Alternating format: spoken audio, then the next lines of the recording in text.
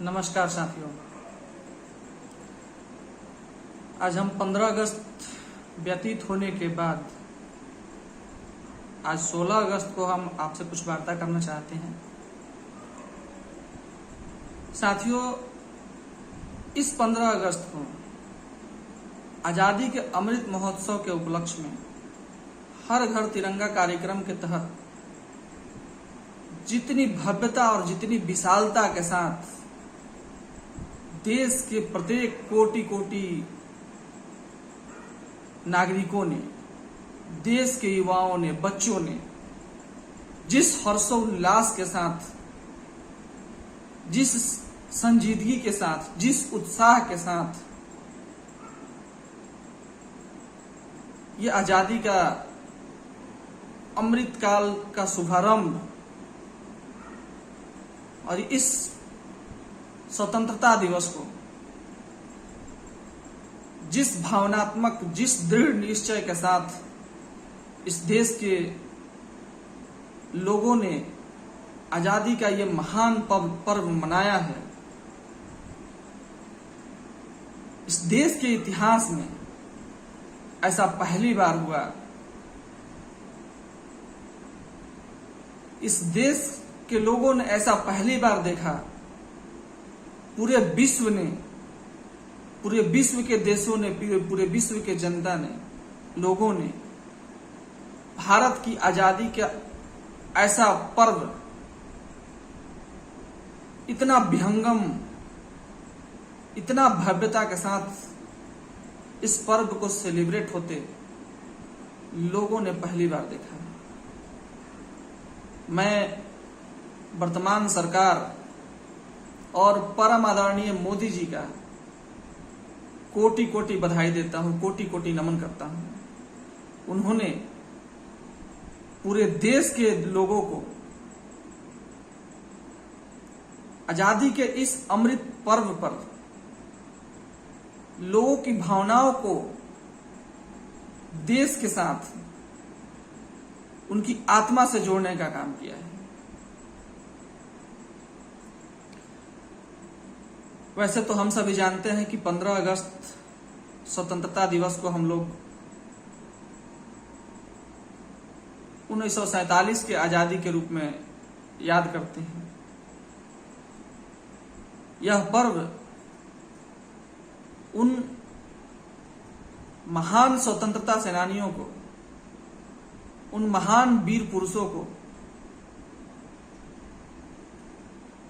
उन महान बलिदानियों को याद करने का दिन है, जिन्होंने हमारे देश के सैकड़ों साल की गुलामी से, अंग्रेजों की गुलामी से इस देश को आजाद कराया। आज उन वीर सिपाहियों को भी याद करने का दिन है, उनको नमन करने का दिन है, उनको श्रद्धांजलि अर्पित करने का दिन है, जिन्होंने आजादी से अब तक भारत की सीमाओं की रक्षा के लिए अपनी प्राण की आहुति दी, अपनी प्राणों का न्यौछावर कर दिया। मैं उन सभी वीर सिपाहियों, वीर सैनिकों का भी नमन करता हूं, उनको श्रद्धांजलि अर्पित करता हूं। साथ ही मैं उन सभी वीर सैनिकों को भी याद करता हूं जो इस देश की, इस भारत माता की रक्षा के लिए आज भी शायद -40 डिग्री टेम्परेचर में, जहां पे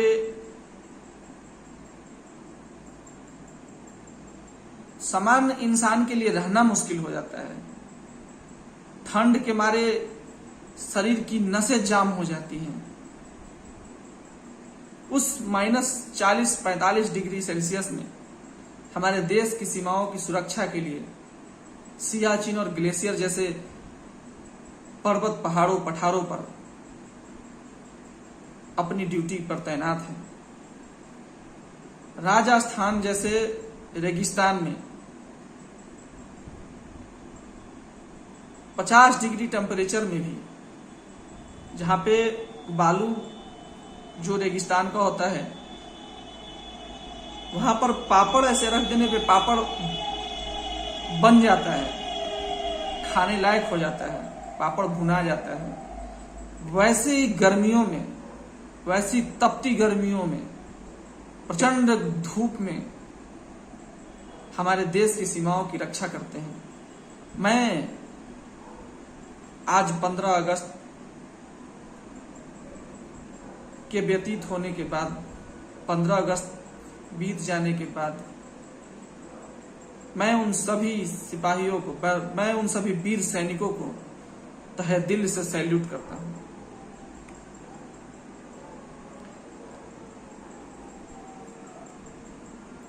साथियों, आदरणीय प्रधानमंत्री मोदी जी का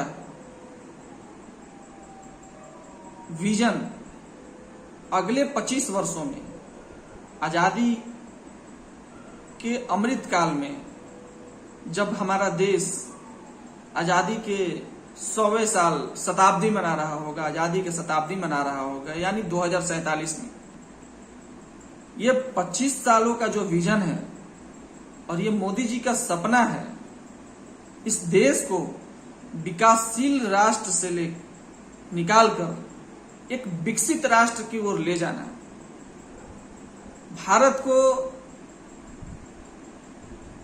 उसका खोया हुआ मान, उसका खोया हुआ सम्मान, जो पहले विश्व गुरु का दर्जा इस देश को प्राप्त था, यह देश सोने की चिड़िया कही जाती थी, यह विश्व गुरु का दर्जा पुनः प्राप्त करना, यह मोदी जी का विजन है। और इस विजन को देश के सभी युवाओं को, देश के सभी व्यक्ति, देश के सभी प्रबुद्ध जनों को एक दृढ़ संकल्प और दृढ़ निश्चय के साथ इसको आगे बढ़ाने का काम करना होगा। तभी ये देश, तभी ये मेरा भारत, तभी ये मेरा प्यारा हिंदुस्तान विश्व गुरु बन पाएगा, तभी ये मेरा देश पूरे विश्व में नंबर 1 बन पाएगा। हमें हर क्षेत्र में काम करना होगा, हमें हर दिशा में काम करनी होगी, हमें हर क्षेत्र में अपना झंडा गाड़ना होगा। हमें यह सोचना होगा कि हम जो काम कर रहे हैं, हम जो काम करने वाले हैं, इससे हमारे देश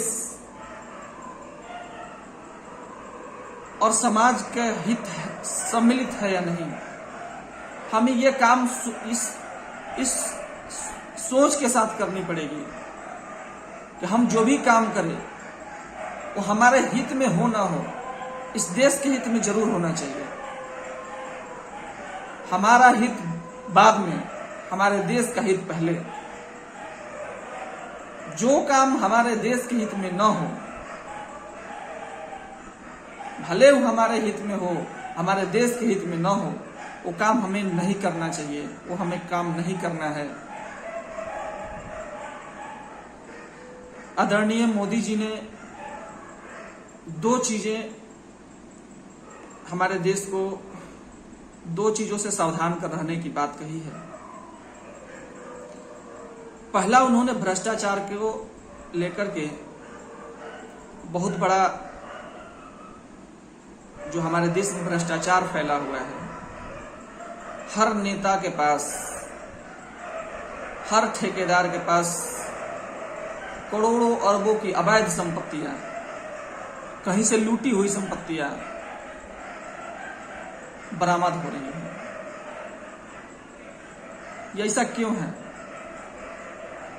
वो बहुत बड़े स्तर की बात है।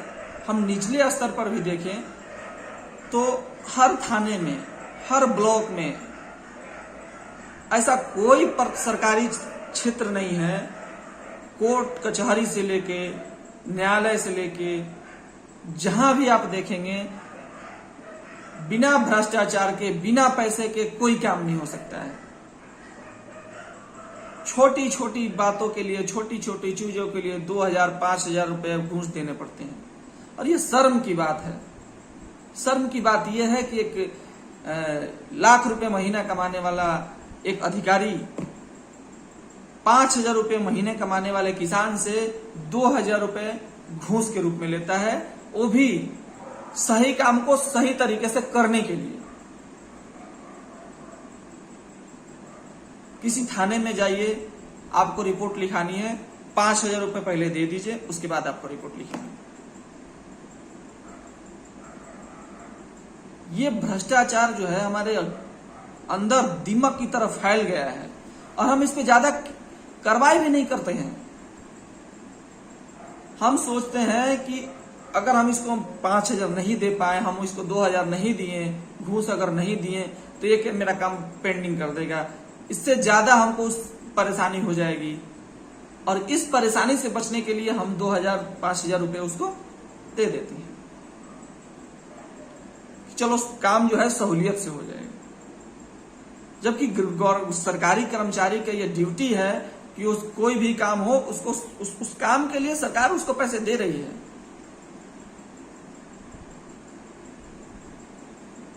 जो रोड बनते हैं, जो सड़क बनती है, पुल बनते हैं, नाले बनते हैं, उसमें इतनी भ्रष्टाचार है। जिस नाले जिस पुल को 100 साल चलना चाहिए वो 2 साल 3 साल 5 साल में टूट के खत्म हो जाता है और लोगों को परेशानियां झेलनी पड़ती हैं। दूसरा, मोदी जी ने एक बात कही, परिवारवाद और वंशवाद से छुटकारा। उन्होंने सही कहा। ये बात हमारे बिहार की राजनीति में सटीक बैठता है। आदरणीय लालू प्रसाद यादव जी चारा घोटाले में सजायाफ्ता हुए, कोर्ट ने उनको दोषी करार दिया, कोर्ट ने उनको जेल दिया। वो जेल में कुछ दिन थे, फिर पेरोल पे बाहर है, फिर स्वास्थ्य कारणों से भी बाहर है, अस्पताल में इलाज करा रहे हैं। सारी दुनिया को पता है कि उन्होंने चारा घोटाला किया है। सारा दुनिया को पता है उन्होंने जंगल राज स्थापित किया था। सारा दुनिया को पता है, सारे देश को पता है, सारे बिहार की जनता को पता है कि उन्होंने सत्ता में रहते हुए बहुत ही अनैतिक काम किए। लेकिन फिर भी हमारे बिहार के लोग, हमारे बिहार की जनता उन्हें गरीबों का मसीहा कहती है, उनका महिमा मंडन करती है। यह दुर्भाग्य नहीं तो और क्या है? ये बिहार का दुर्भाग्य नहीं तो इसको क्या कह सकते हैं? जिसको कोर्ट ने, माननीय न्यायालय ने जिसको सजा सुनाई है, जो चारा घोटाले में जो व्यक्ति दोषी करार दिया गया है, उसका महिमा मंडन करना है। इससे क्या सिद्ध होता है? इससे क्या सिद्ध, क्या ये बिहार की क्या मानसिकता है? भाई जी, जातीयता में इतने अंधे मत होइए कि किसी भी गलत इंसान को आप सपोर्ट करने लगिए, आप उसका महिमा मंडन करने लगिए। ये तो गलत बात है।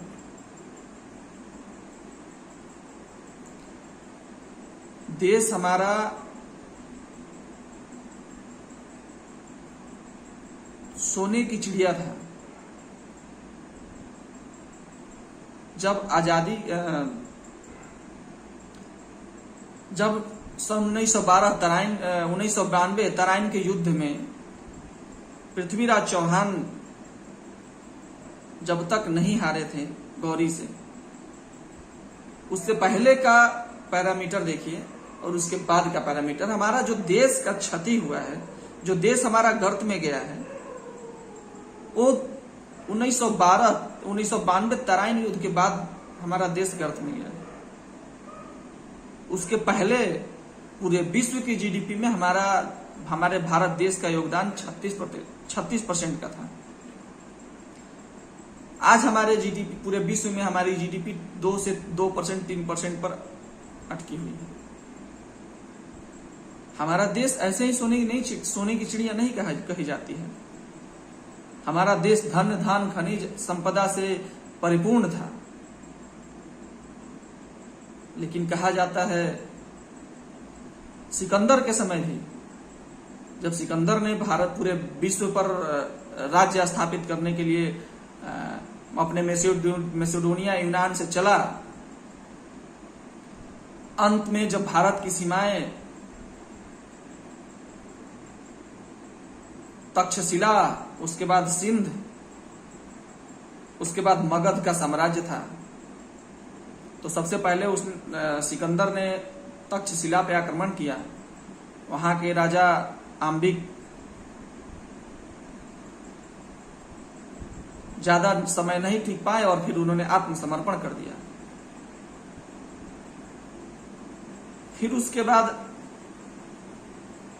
राजा आम्बिक आपके आत्मसमर्पण के बाद आम्बिक ने ही आगे राजा पोरुस जो सिंध के राजा थे उन पे आक्रमण करने के लिए उन्होंने राजा आम्बिक की सारी गुप्त सूचनाएं अपने देश, पड़ोसी मुल्क से दगा, पड़ोसी राजा से दगा करके, अपने देश से दगा करके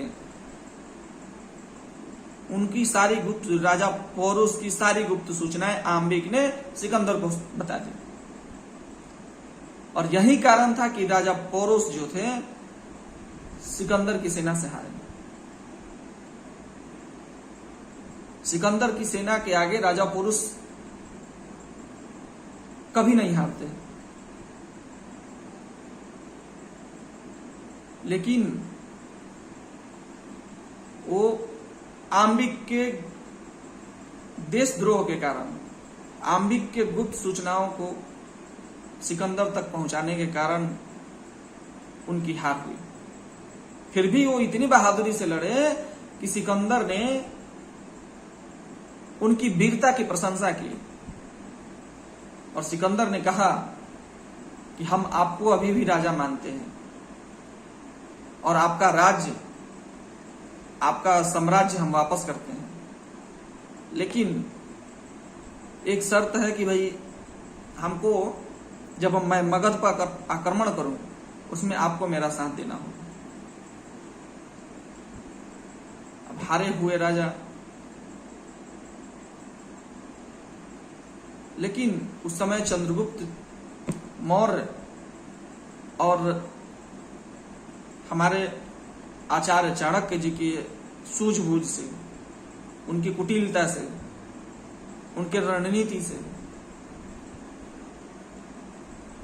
सिकंदर हमारे देश में प्रवेश नहीं कर पाया और सिंध से ही वापस चला गया।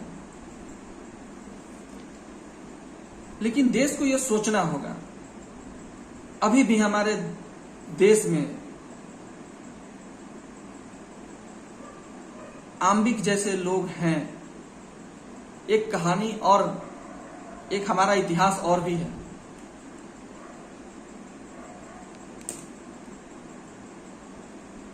मोहम्मद गौरी ने, हम लोग इतिहास पढ़े होंगे, सभी ने, लगभग सभी को जानकारी हो कि मोहम्मद गौरी ने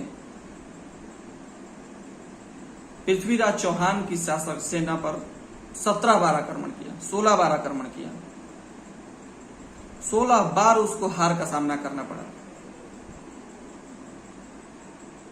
और उस समय इतनी हमारे देश की इतनी सोच थी, हमारे उस समय जो पृथ्वीराज चौहान थे, राजा पृथ्वीराज चौहान, उनकी ये सोच थी कि ये सिकंदर, ये मोहम्मद गौरी हमें 7 जन्मों, क्या 70 जन्मों में हमें नहीं हरा सकता है। चूंकि क्या बात ये थी कि जब गौरी की सेना आक्रमण करती थी, सिकंदर, पृथ्वीराज चौहान और जयचंद पड़ोसी राजा थे और दोनों राजाओं की सेना मिल करके और गौरी को मारते थे, गौरी से युद्ध करते थे, गौरी की सेनाओं पर टूट पड़ते थे और गौरी को हमेशा हार का सामना करना पड़ता था। लेकिन फिर वही हुआ,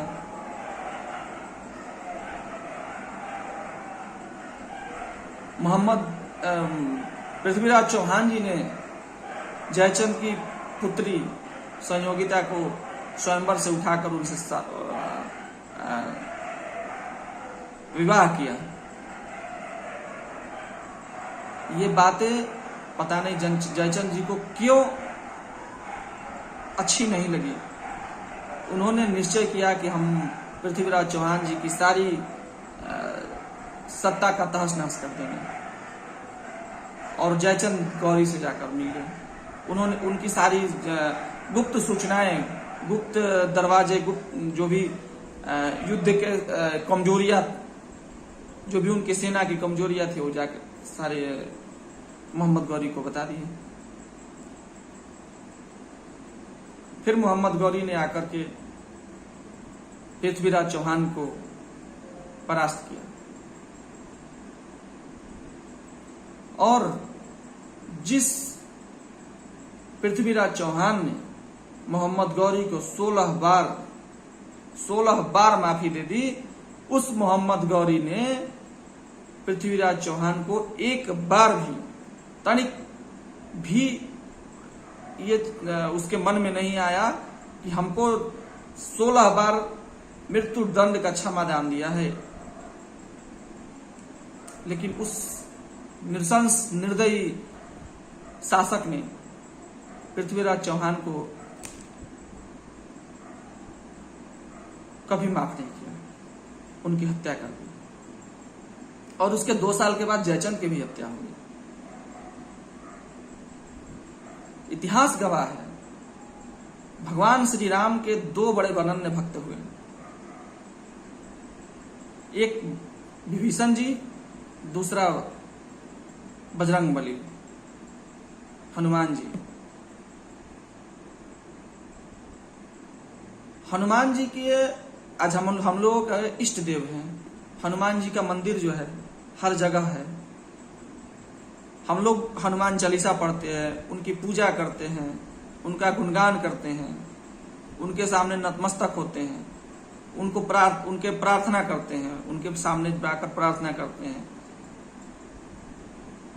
वही विभीषण, वो भी भगवान राम के बड़ी अनन्य भक्त थे, लेकिन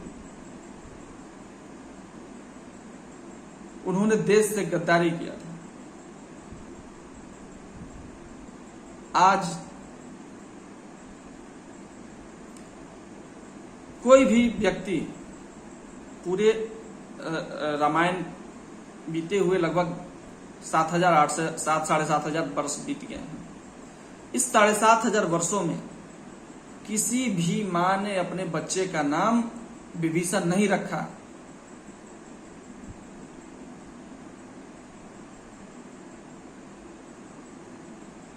इससे एक सबक मिलता है, इससे एक उदाहरण मिलती है कि हमें देश से गद्दारी कभी नहीं करनी चाहिए। देश से गद्दारी करने वालों का जगह इस धरती पर तो क्या, नरक में भी नहीं मिलती है। चाहे आप कितना भी बड़ा भक्त हो भगवान के, लेकिन अगर आप देश से गद्दारी किए हैं, देश से गद्दारी कर रहे हैं, अपने राज्य से गद्दारी कर रहे हैं, तो आपका स्थान नरक में भी नहीं है।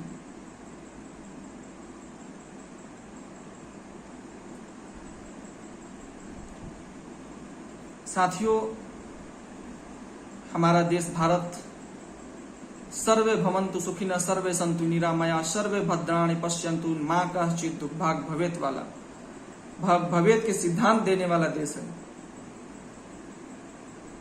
हमारा देश। वसुधैव कुटुंबकम को मानने वाला देश है। लेकिन पूरे देशवासियों को यह विचार करना होगा, जब हमारे पास देने के लिए कुछ नहीं होगा,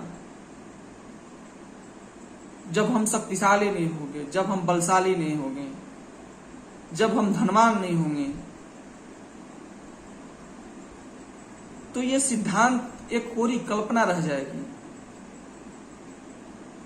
एक कवि ने कहा था कि क्षमा शोभती उस भुजंग को जिसके पास गरल हो, उसका क्या जो दंतहीन विसरहित विनीत सरल हो। यानी क्षमा उस सर्प को शोभती है जिसके पास विश्व हो। वो क्षमा करता है तो उसका कोई मायने होता है, उसको लोग पूजते हैं। क्षमा शोभती उस भुजंग को, उसको शोभा हो, उसको शोभित होता है, शोभा देता है उसको, जिसके पास क्षमता हो कि हम उसको समाप्त कर सकते हैं, समाप्त कर देंगे। वो अगर क्षमा करता है तो उसका मायने होता है। और जिसके पास कुछ है ही नहीं क्षमा करने के लिए, कुछ करने के लिए है नहीं, उसके पास क्षमा शब्द का कोई मतलब ही नहीं है। इसीलिए कवि ने कहा था, क्षमा शोभती उस भुजंग को जिसके पास गरल हो। और उसको क्या, जो दंतहीन विसरहित विनीत सरल हो, उसको क्या। जो पानी वाला सांप होता है उसको लोग पोंछ पकड़ के घुमाते हैं, क्योंकि जानते हैं लोग उसके पास दांत नहीं है, काट तो सकता है, उसके पास जहर नहीं है।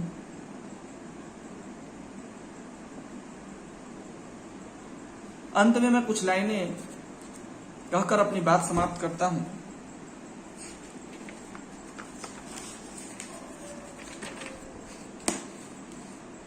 मैं सभी देशवासियों का आह्वान करता हूं इस कविता के साथ। एक हमारे कवयित्री हैं अनामिका जैन अंबर, उनकी ये रचना है। मैं यह रचना का श्रेय अपने नहीं लूंगा, ये उनकी रचना है। विश्व गुरु विश्वेश बनाना अपनी जिम्मेदारी है, विश्व गुरु विश्वेश बनाना अपनी जिम्मेदारी है। यह सुंदर परिवेश बनाना अपनी जिम्मेदारी है, यह सुंदर परिवेश बनाना अपनी जिम्मेदारी है। आजादी के दीवानों ने जिसका सपना देखा है, आजादी के दीवानों ने जिसका सपना देखा था, वह सपनों का देश बनाना अपनी जिम्मेदारी है, वह सपनों का देश बनाना अपनी जिम्मेदारी है। जय हिंद दोस्तों, भारत माता की जय।